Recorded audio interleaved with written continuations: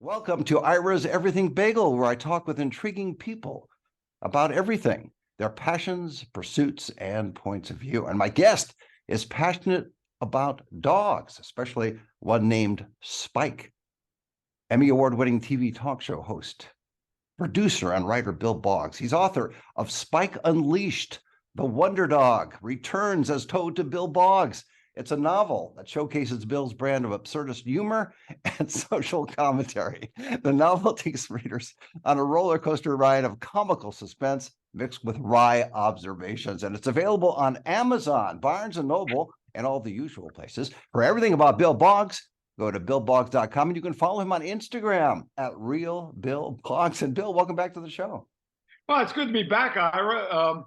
You're out in Vegas, one of my favorite places. At some point, I was thinking I could tell you a great Ed McMahon and his girlfriend and me story in Las Vegas, but the statutes of limitations has not run out on Ed's death yet, so we have to wait another 10 years to tell that one. Yeah, no, I agree. Thank you for having me. Thank you for absolutely. having me. Wanted to have you back on the Bagel Show, and let's remind our listeners and viewers that you had a previous book called Spike the Wonder Dog, and now this one is Spike. Yeah, the first book.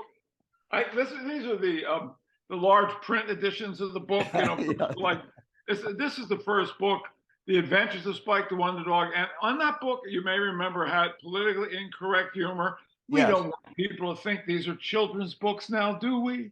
That's my gay madness always sneaks in. And so the second book, this is a sequel. You need not have read the first book. The second book, Spike Unleashed, deals with continued adventures of Spike the Wonder Dog, who really is a commentator on our society, on our humanity. The dog essentially tells a story, as in The Call of the Wild or The Art of Racing in the Rain, those two books that featured dogs. So wait a minute. You're comparing yourself to Jack London? Is that what you're telling me? No, I'm comparing Spike to Fang, the dog in that book. Spike tells me the story. I'm not responsible. I understand. As Bill Maher said, this is a great thing. You can offend anybody on the dog, right? Exactly. Yeah. How did you come up with the second idea for the? Well, you didn't come up from it. Spike told you the story. When did you first start talking to dogs? That's the question. When did you first start talking to dogs? Well, the dog's talking to me. It's even worse. You know, it's easy to talk to your dog, but when they start talking back, you have a problem. As you were kind enough, Ira, to give me that nice introduction, most of my life I've been identified as a TV host, a producer, executive producer. I was on the Food Network. I executive produced the Morton Downey Jr. show. I had travel channel shows. I had 15 different shows. And last one was on PBS. And I'm, just starting to hit the big 7-0. I thought, what I'm going to do here is I'm going to focus on writing now. If somebody wants me for TV, fine. I've been chasing jobs all my life, Ira. Got a few, missed a few, but I've had a wonderful career. But I actually began in comedy. I began with a comedy team, managing them, producing shows for them, stage shows, writing a little bit with them. Named Patrick Tarsus, who went on to write for Bob Newhart and Mary Tyler Moore and write the Muppet movies and create Alf and so forth. So, and all my life I've been in the comedy since I was in high school in the comedy team, college in the comedy team. And so I thought, I'm going back to comedy. So really, I identify myself now as a writer of satire. And believe me, in the society we live in, Ira, there's a lot to satirize. Trust me on that, pal. So the book is really my mission and I'm sitting in the exact place where I wrote about half the book right now. This is where I sat down and wrote a couch with a little thing in front of me. My mission is just simply to make you laugh at our society, and satire does stand up things in our society like celebrity worship. And there's a lot of inventions in the book. And then there's some very serious stuff like the anger in our society today. And Spike runs through all these things, but with wit, aplomb, and it's all designed to make you laugh. And the best thing anyone can tell me is that they read the book and they had some laughs. And that's really the best thing. And that's what most people have told me. Is there a danger that Spike could be canceled in this kind of culture that we have? Spike could easily be canceled. Anyone could be. I could say something on this broadcast. I could think of a few things to be easy to say to get canceled. Why would I want to do that? I like what Tarantino said when he was on Real Time with Bill Maher. Bill says, "What do you do? These people don't like this." I said, "Well," Tarantino said, "You and I have different opinions. I don't engage with them, but humor today is in trouble." Oh, I agree. Comedians Absolutely. today are in trouble. As let's see, Tom Cotter, who finished second in America's Got Talent, he actually lost to a dog, said to me, "I can get on stage any night, any night." And he basically has a pretty wholesome act. And I can say one thing that somebody on the 18th row didn't like, and they'll do everything they can to vilify me, Ira. But within 24 hours, people can be coming at me. Why did you do this? So I'm pushing back against that. I'm saying, wait a second. We have the Spike and I are saying we have so many problems in our society. Let's just lighten the hell up and laugh a little bit at each other. And I know this might be an out-of-date notion, but maybe I'm an out-of-date person. But people tell me they love the fact that the books are politically incorrect. They like the fact that Spike is calling it as he sees it, and they like the fact that they're laughing about it. The experience you get from reading this book is like a roller coaster ride, where hopefully there's a laugh out loud on every page or every other page. How long did it take you to write the book? Well, about a year and a half, a year and 3/4. I had a pretty disciplined schedule. I wrote the book in the afternoon. So I would usually do everything. I get my exercise in the morning, do what I had to do, have a list of stuff. But by 1:30, 2 o'clock, I'd lie down for about 15 minutes, look at the clock and say, okay, when it hits 1:30, I'm getting up.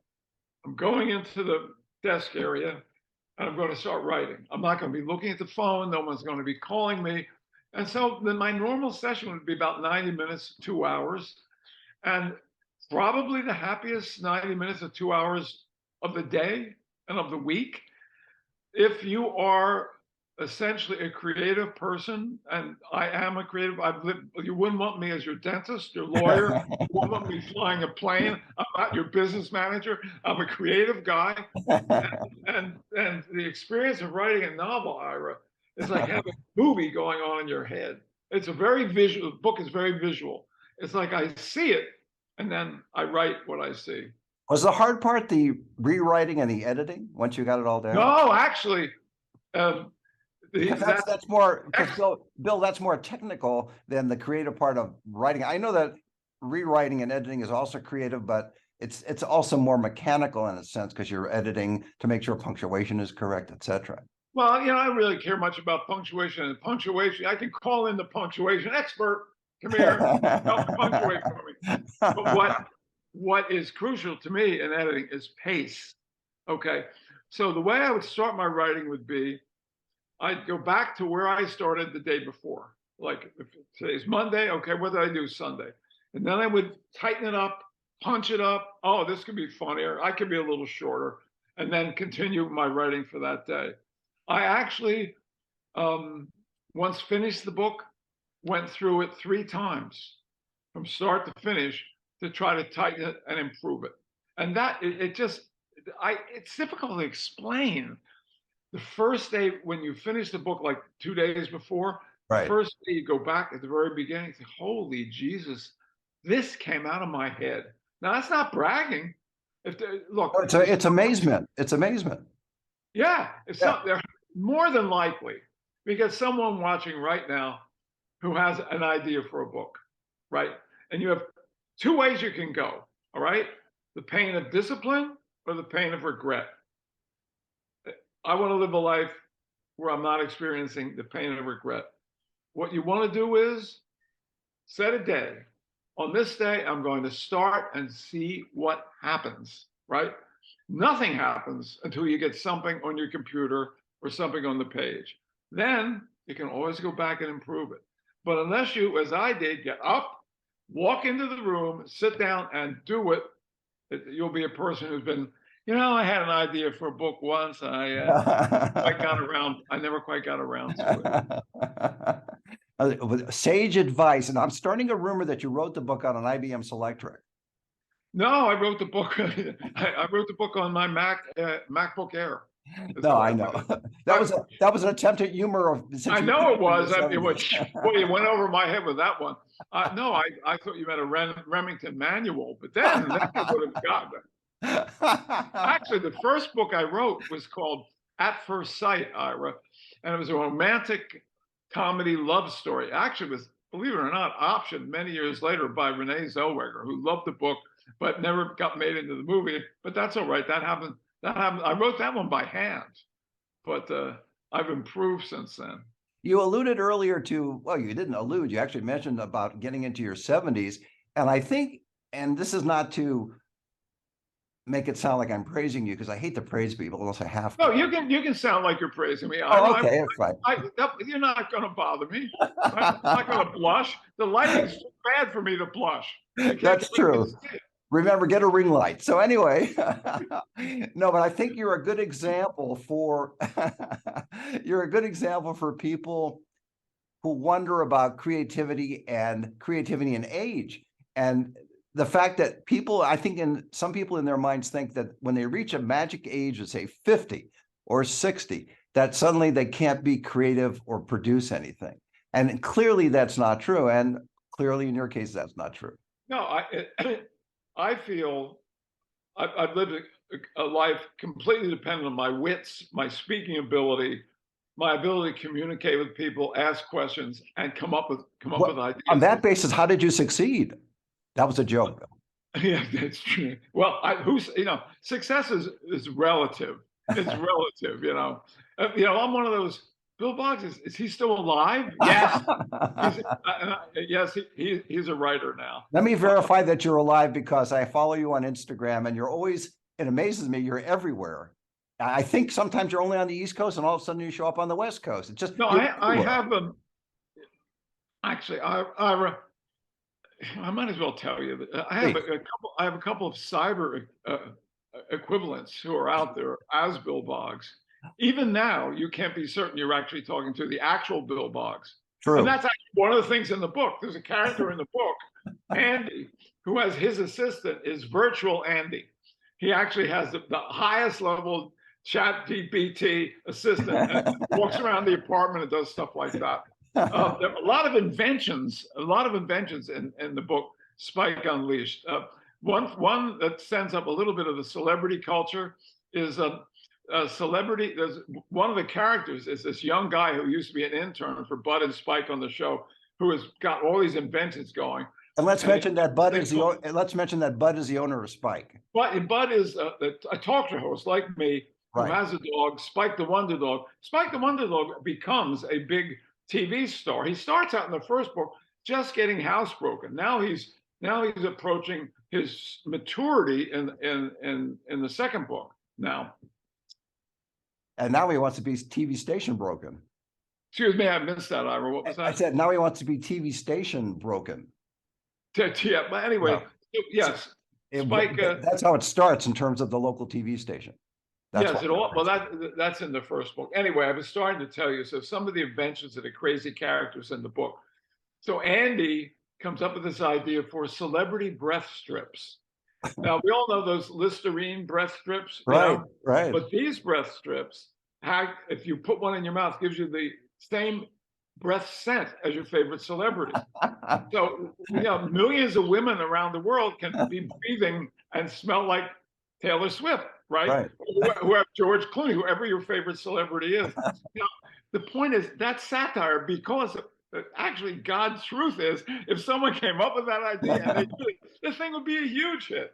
There's also another invention in the book called the Sex Bit, the SEXBIT, which is like a Fitbit for sex. So couples wear the thing, and it gives them each time a satisfaction score, how well the man did with the woman, how well the woman did with the man. and then they can compare their score to their self with other men and women that they're going at it with at all time. That's the sex bit. And as one of my editors said, Bill, some of these adventures are actually going to happen. There's more, but there's more.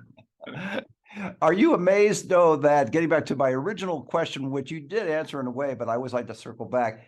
Are you still amazed that, again, you're in your 70s, so that you continue the creativity? That's my point, is that you're showing that you can. Are you amazed that some people think that they can't be creative past a certain age, whether it's 50 or 60 or whatever? Age is no more of a limit than youth, in truth. And it's easy to say once you hit your early 70s, right? Right. But I would say, well, McEnroe once said to me, people think the older they get, the better they think they were. I feel, because I'm totally dependent on writing, that I'm probably in a way at a creative peak in my life. The goal, this is the book, Spike Unleashed. The goal of this book and the goal with the first book is to sell the property as an adult animated cartoon series. And Ira, if we do that, bagels on the house. That's my goal at the present time. So we want to get Spike Unleashed to in as many hands as possible. I want people to read it and let me know what they think. You know, Mike Reiss, who was one of the creators of The Simpsons, read the book, Advanced, we got a book. And this is what he said, talk about age and experience. He said, Bill may have spent a lifetime in entertainment just to craft this scathing, hilarious look at popular culture. Bill's written an amazing, funny book and so hip, and that's the creator of The Simpsons. Nice. I bring that up to indicate that you can be at a creative peak at any point. I think Nicholson said you can end up selling yourself short. You think, well, I'm getting old now. I can't do this. I can't do that, which becomes a self-fulfilling prophecy, a term I learned at the University of Pennsylvania many years ago. I can't say how many, but I did. Well, the irony is that you were given plaudits by a TV person, and as you know, the TV industry, especially in Hollywood, there's age limitations. There are artificial age limitations there. Where well, the ageism without question exists. Yeah. I mean, I aged out of being on television without question. Right. People say, "How come you're not on TV anymore?" And you know what I say? I'm too old looking. And they go, "What? No." I said, "No, that's it. I'm too old looking." It's interesting. I have to tell you, most people that have been on television, especially as show hosts or news anchors, they would never admit to themselves that's the case. You have admitted it, and you're, in other words, you're realistic, which is really a great liberating feeling. I look in the mirror and I see what I'm seeing. You know? Well, what you could do, Bill Bock, I'm shaving in the morning. It's like I'm shaving my father here. What's going on? Well, what you could be doing, though, is because guess what? What? If you don't want to do video, you could certainly do audio. There's nothing wrong with radio and podcasts and any of that. You know, something. One of my fantasies, which I know I could, in fact, make come true if I wanted to devote the time to it. Right. I'd like to have about a 1 or 2 hour once a week radio show where I would just play music that I liked that would cross many genres. You know what I mean? Speaking of that, I was thinking, we mentioned briefly about comedy is the walls are closing in on comedians. And one of the things I'm trying to do is push those walls back. I thought about, tell me what you think about this, Ira. I think that comedy is going to become a niche market like music has. If you go back to the 50s, the 60s, the 70s, music was more or less universal. But now you've got variations of country music, variations of jazz, variations of rock, variations of this, of pop, of that, and the other thing. I think that because so many different kinds of groups are offended by this kind of humor, that will only be people who are allowed to do this kind of humor will convey it to those people who wouldn't be offended, because the people who are doing it are people within that category. Well, I think Does it make any sense? yes, I understand exactly what you're saying. I would take a broader approach that if we devolve to that point, which we're closely getting, I think what you'll see instead is what I call silo humor. So, for example, if you are on the left political wing, you would get humor that was given to you by left political comedians. If you're a right, Which we have uh, already. We have that yes, already. and Yeah. when you have the right, you'd have only the right. It's very hard to have someone who can appreciate both sides of it. Unfortunately, on television, for example, most network comedy shows are generally written by left-wing comedians or writers. So you're only getting one, which is why they don't get as big of an audience as they would if they appeal to more of America, because there is a larger constituency out there, which unfortunately that doesn't happen anymore. So that's where my view would be, that you really would need to expand it, and at least you'd have the silos initially, and hopefully you would get some humorists that would be, or comedians that would appeal to all segments. But you're right. I mean, people get so offended about so many things so fast. And with social media, as you said earlier in your example, where if Tom said one thing and somebody in the fifth row was insulted, they get on social media and tweet about the fact that they were insulted by it or offended by that situation. There's no question about it. One of the things that we have a situation in the book. I want to go in. It's very difficult to describe whole scenes in the book, Of course, right. Let me just say that one of the things that happened is that people are protesting outside a performance because they don't like the title of some of the songs that are going to be sung, like "I've Got You Under My Skin." The people were protesting scleroderma and so forth. So there's songs, and they're protesting outside. And one of this old timer says, I've lived through the golden age of Broadway, the golden age of radio, the golden age of television. I'm now living through the golden age of sensitivity.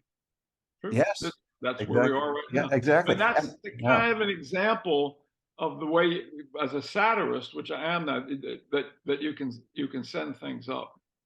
Absolutely. I mean, you think about it, how do we manage to win World War II when everybody's so sensitive now, and we're much better off than we were then? I mean, you were fighting for survival in those days, and yet somehow that's all gone, and we just sit around staring at our navel and being offended. Or not everybody, of course, but a lot more and more people. You know what really actually offends me is violence. Violence offends me. This horrible thing that happened in Africa with the children and the machete. I have to, I'm repulsed by that. Words and thoughts and making fun of things, personally, rarely offends me.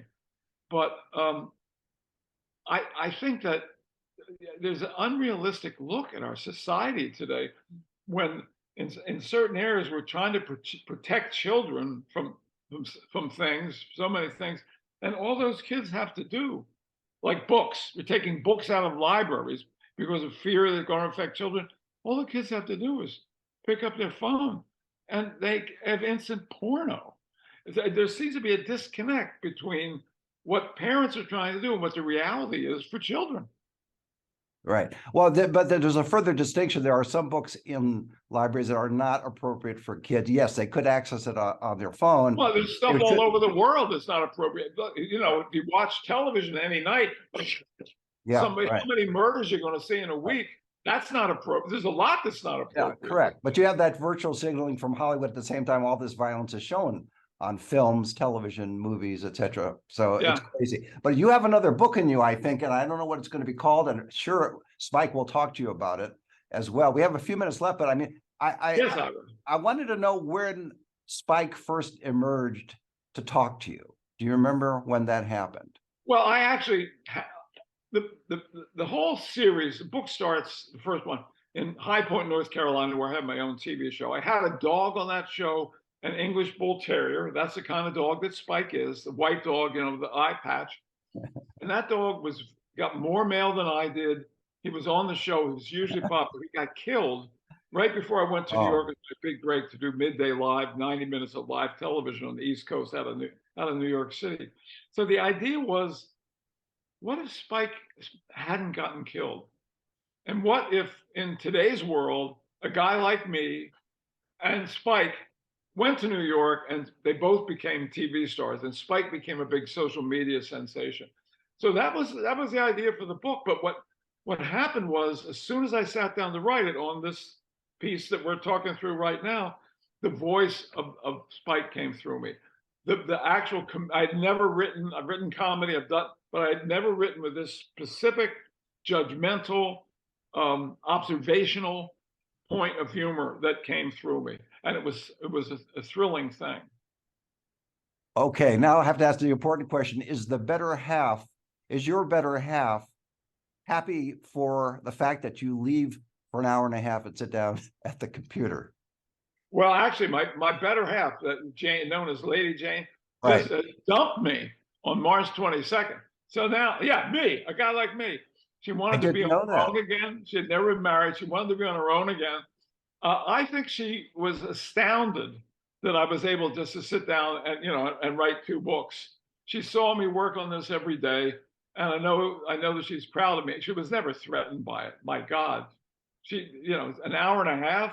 If you're threatened by that, you're ruled by insecurity. And Jane was not an insecure Right. person. Well, I'm sorry to hear that. I didn't know that. I probably wouldn't have asked the question. No, it's perfectly okay. It's interesting. When it happened, it's not what I wanted. She just said, I don't want to live together anymore. I want to get my own apartment. It's not what I wanted. I was very sad. I shed a tear.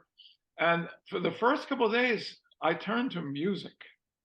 And some of the songs, like, for example, Cycles by Sinatra, my gal just up and left last week, Friday. I know it may sound funny. Things couldn't get worse than now, but the truth is life does go in cycles. If there's one constant in life, it's change. So my life has changed. Change is inevitable, Ira. Growth from that change is optional. So I'm in the optional period now of a new era of my life. And right now, the summer is being devoted to Spike Unleashed. The Wonder Dog Returns. That's a subtitle. As told to Bill Boggs. This, I've had some of my greatest times ever in Las Vegas, ever. That's where you're at. You're in Vegas. Yeah, I'm based here, and that's where Ira's Everything Bagel emanates from. And you're in the Nevada Hall of Fame, right? Yeah, the Broadcasters Hall of Fame. Broadcasters Hall of Fame. God bless you, Ira. That's terrific. At some point, I would like to just come on and just tell Vegas stories of stuff that's happened in Yeah, Vegas. we'll do that. I think that's a great idea. Let's do that. The years. One of my favorite days in Vegas when I was on the Food Network, right? The whole afternoon with the Smothers Brothers shooting a show. We went to 2 different restaurants. We did another one with Tommy Tune, did one with David Cassidy in Vegas. At the same time, I was covering boxing for Showtime. I was actually was at Caesar's Palace Hotel and another hotel for an entire month, working, getting paid for it. I love it out there. I haven't been in quite a while. Well, that's a great way to leave it. My guest has been Emmy Award-winning TV talk show host, producer, and writer Bill Boggs. He is author of Spike Unleashed, The Wonder Dog Returns as Told to Bill Boggs. The book is available on Amazon, Barnes & Noble, and all the usual places. And for everything about Bill Boggs, go to BillBoggs.com, and you can follow him on Instagram at Real Bill Boggs. And Bill, thanks again for being on the show. It was delightful. I thoroughly enjoyed this, and that's not hyperbole, because I don't know what hyperbole means. Thank you very much. You're terrific, Ira. See you in the future. Absolutely. Bye-bye. And join us every Thursday for a new schmear on Ira's Everything Bagel.